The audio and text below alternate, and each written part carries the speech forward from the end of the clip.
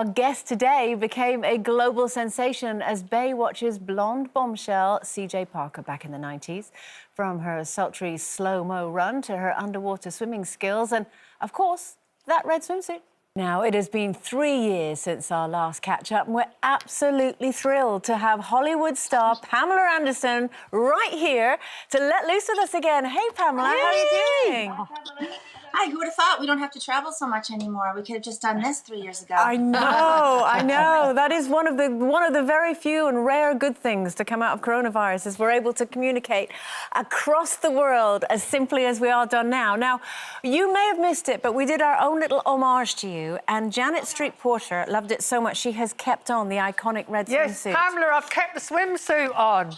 Oh, geez. Well, I have one upstairs. I could go slip it on if you wanted. I didn't know that was the rule today. No, it wasn't the rule, Pamela, but I was so inspired by you that I've kept it on as a kind of, tribute, really. But where are you, Pamela? You're on Vancouver Island, aren't you? At home. I am, yeah. I'm home. This is where I grew up, so I'm right back where I started. So I don't really know what happened in between, but it was a lot of fun.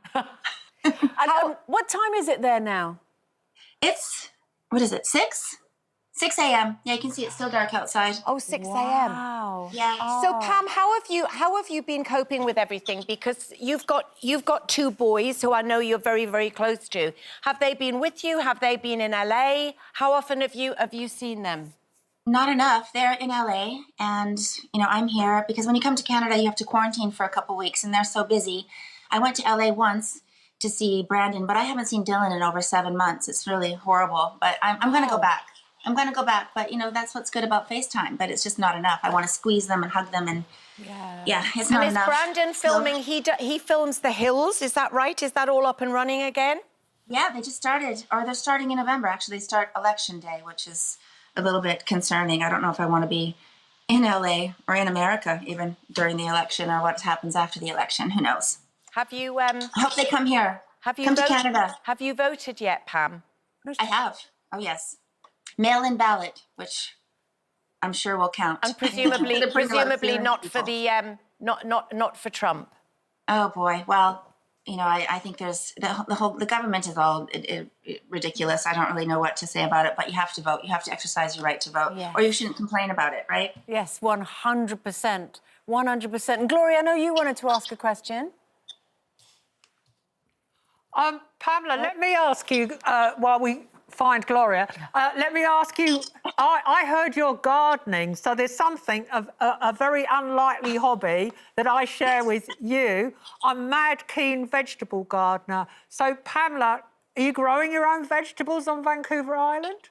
Well, that's what we're putting in. We're putting in gardens and a greenhouse, and the winters are similar to yours here, so I'm going to be planting next spring, but I'm just preparing. I've just been doing so much work to my yard. I've done so much to this place. It's like a little ranch. It's been in my family for 100 years, but I bought it 25 years ago from my grandmother.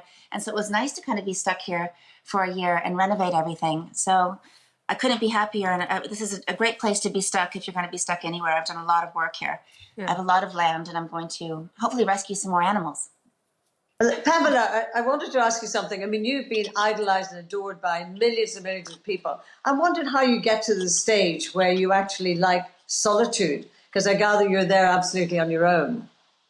Well, I came here to stop everything. I knew I'd come back home eventually when I was sick of it all. And that just happened a few times over my career where I thought I would come home.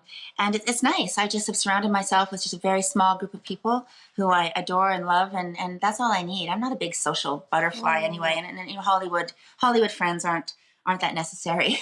I'd rather have my friends, I have really good friends who I stay in touch with, obviously, still defending Julian Assange, and have a lot of really great, interesting, wonderful friends who are out there on the front lines defending him and all my causes that I believe in. So you can do a lot of work from home. Surprising. You can. Yeah. Yeah. Do you do a lot of keep fit stuff from home? I need to do that. I do have a gym that I look at every once in a while, but I do feel that COVID-10 or whatever's happening to me. I feel a little puffy, but winter's coming. I won't be cold. And how have you managed to cope with the whole lockdown thing? Because, you know, we've been speaking on the show about loneliness, but actually if you're feeling that you're still able to reach out to people that you love, actually someone like you who embraces solitude, is it something that you found perhaps easier to cope with than others, do you think? Oh, I miss my sons terribly, and there are times where I just want to get in my car and drive to them wherever they are, and whatever the rules are, whatever, I just get these frantic kind of moments where I need to see them.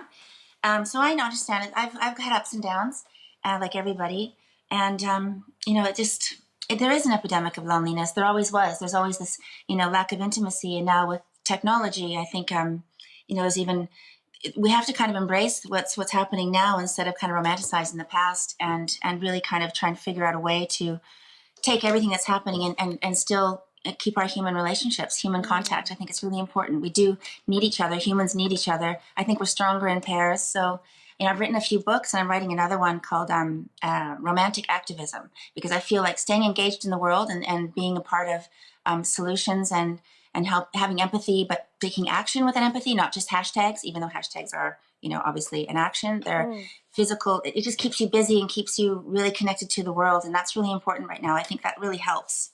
Do you think Pamela, do you think that coming out of the pandemic, though, that people will be kinder to each other?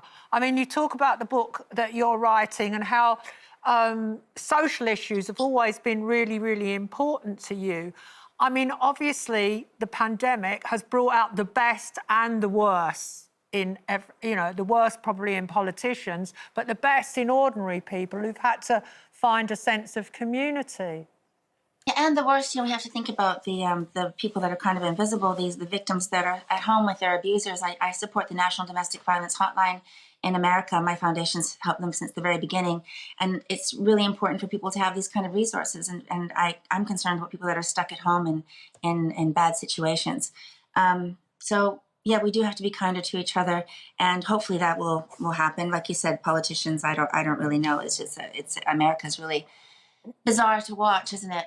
But anywhere. I mean, politics you have to take matters into your own hands and just, you know, be the best person you can be. And activism, I say, is reading a book, you know, looking at art. Artists are the freedom fighters of the world. And we just have to stay true to ourselves and not get brainwashed. You know, don't follow the bewildered herd. Be a pioneer and make your mark in the world and follow your passions. And it's the only way you're going to stay sane, you know.